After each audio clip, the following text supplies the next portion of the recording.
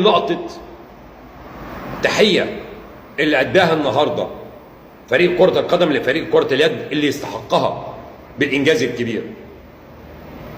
كمان بقى عايز أتكلم معاكم في حاجة مهمة، ودي لازم نتكلم فيها ونبقى باصين عليها كويس قوي.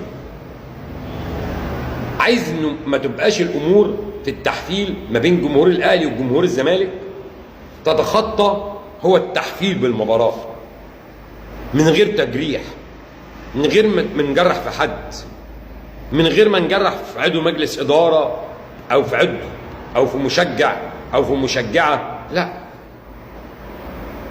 حفل بدون تجريح،